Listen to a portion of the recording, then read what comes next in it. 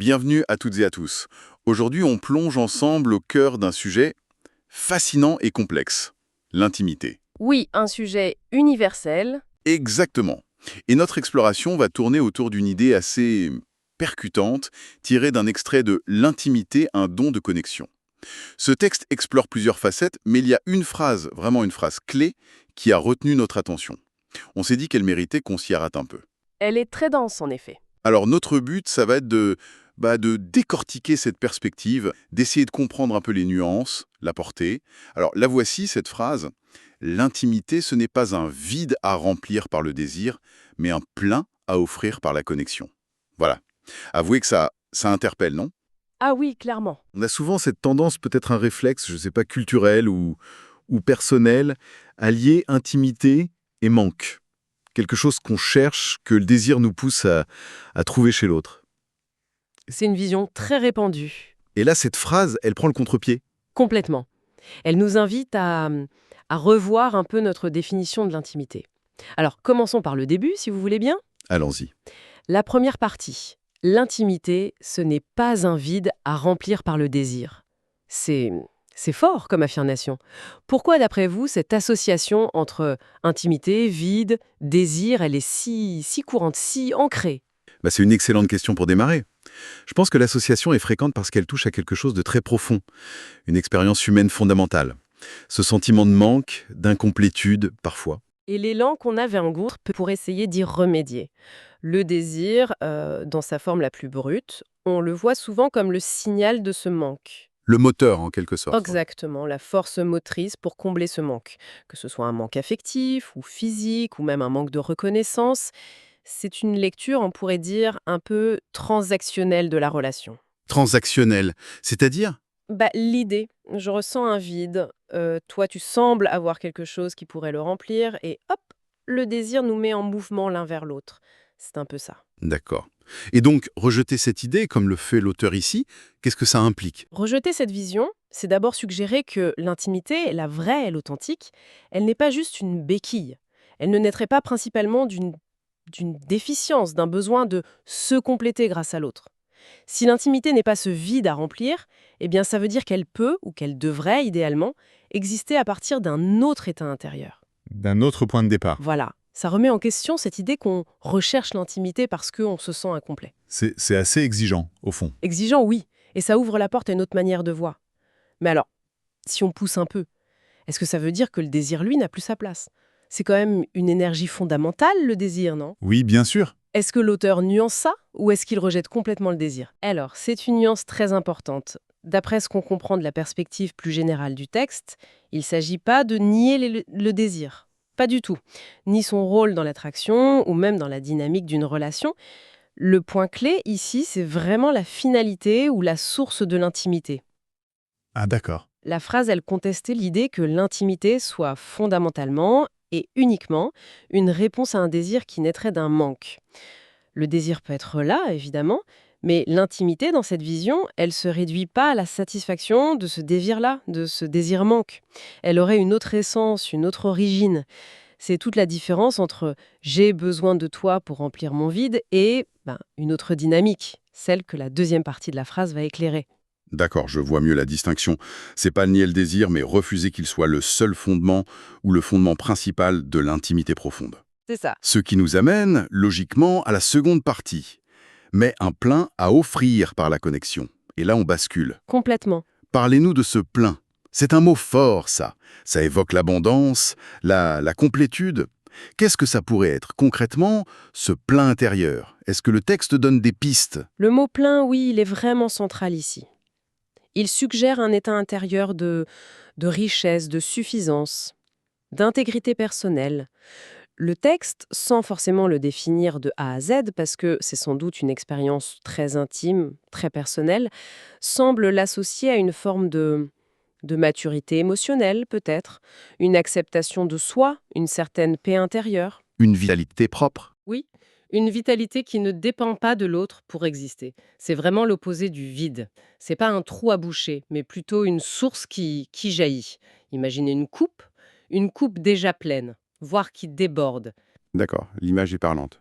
L'intimité dans cette vision, ce serait pas la quête de quelqu'un pour remplir la coupe, mais plutôt le partage de ce qui déborde déjà. Une coupe pleine qui déborde. Jolie image, oui. Et l'acte de partager ce trop-plein, il est décrit comme à offrir. Qu'est-ce que ça ajoute, cette idée d'offrir? Ça implique une action, une générosité. Exactement. À offrir, ça souligne plusieurs choses qui me semblent cruciales. D'abord, le caractère actif, volontaire. L'intimité, c'est pas quelque chose qu'on subit ou qu'on prend passivement. C'est quelque chose qu'on donne. Activement, oui. Deuxièmement, la dimension de générosité. Offrir son plein, c'est partager sa richesse intérieure sans forcément attendre quelque chose en retour pour combler un manque personnel. C'est un don qui vient d'une abondance, pas d'une nécessité. Un don désintéressé, en quelque sorte. Dans l'idéal, oui. Et troisièmement, ça peut aussi impliquer une certaine vulnérabilité. Offrir son plein, c'est se montrer tel qu'on est, avec sa richesse intérieure. Ça demande de la confiance, de l'ouverture. C'est pas un don anonyme, c'est un don de soi. Donc, on a cet état intérieur de richesse, le plein, qui se manifeste par un acte généreux, volontaire, à offrir. Et tout ça, ça se passe, nous dit la phrase, par la connexion. Oui. Ce mot connexion, on l'entend partout aujourd'hui. Mais qu'est-ce qu'il veut dire ici précisément? C'est quel type de connexion qui permet ce partage d'abondance? C'est le troisième pilier de cette deuxième partie et il est fondamental. La connexion ici, c'est pas juste être en contact ou être en relation. Ça semble désigner un lien d'une qualité particulière. Une qualité spécifique. Oui, un canal authentique, réciproque, qui permet à ce plein de circuler. On pourrait parler de résonance, de compréhension mutuelle profonde, d'une présence attentive, bienveillante. C'est cette connexion-là qui crée l'espace, un espace sécurisé et fertile où le plein peut être offert et, on l'imagine, reçu. Sans jugement. Idéalement, oui. Sans cette qualité de connexion, l'offre pourrait tomber à plat, être mal interprétée, pas accueillie. Donc, la connexion, c'est le véhicule indispensable pour ce partage d'abondance.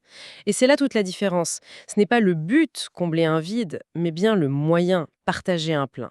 Ok, si on récapitule un peu ce mouvement de pensée, c'est une vraie inversion de perspective en fait. Tout à fait. On passe d'une intimité vue comme une solution à un problème intérieur, Mm. le vide, le manque, alimenté par le désir de combler ce vide, Mhm. à une intimité qui serait plutôt l'expression d'une richesse intérieure qui existe déjà, le plein, et qui est partagée généreusement à travers un lien de qualité, la connexion. C'est ça.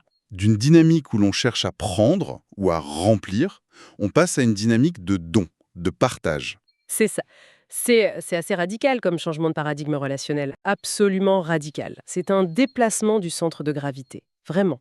Dans la première vision, celle du vide à remplir, le focus est sur ce qui manque en soi et sur ce que l'autre peut apporter. Dans la seconde, celle du plein à offrir, le focus est mis sur ce qui est déjà là, présent en soi, et sur la manière de le partager authentiquement avec l'autre. Et ça change tout sur comment on aborde les relations. Potentiellement, oui. On ne chercherait plus quelqu'un pour nous réparer ou nous compléter au sens strict, mais plutôt quelqu'un avec qui partager notre propre complétude et accueillir la sienne aussi. Mais est-ce que cette vision-là du plein à offrir, est-ce qu'elle n'est pas un peu idéalisée? Est-ce qu'on est toujours plein? On a tous des moments de vide, non? Des besoins légitimes d'être soutenus, compris, aidés par l'autre. Oui, Est-ce que cette perspective, elle risque pas de culpabiliser un peu ceux qui se sentent en manque ou vulnérables? c'est une objection très très pertinente et importante. Ce serait totalement irréaliste et sans doute pas très humain de prétendre être dans un état de plein constant absolu.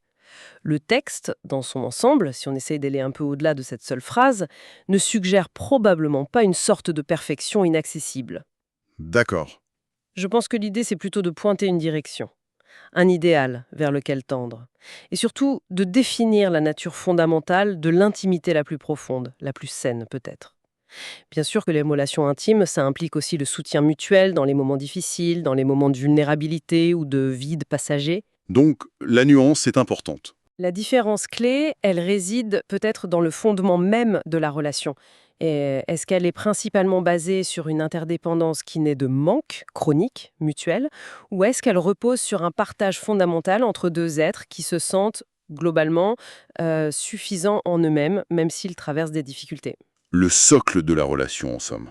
Voilà, le socle. Et puis, le plein, c'est pas forcément un état statique figé. Le texte suggère peut-être implicitement qu'il se cultive, qu'il se nourrit. Et d'ailleurs, la connexion elle-même peut contribuer à nourrir ce plan, paradoxalement.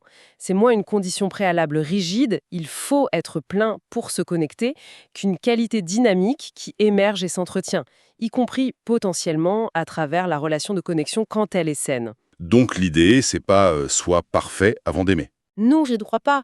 C'est plutôt de redéfinir ce vers quoi tend une intimité vraiment épanouissante. D'accord, cette nuance elle est essentielle. Ce n'est pas un état binaire, vide ou plein, mais plutôt une orientation fondamentale de la relation.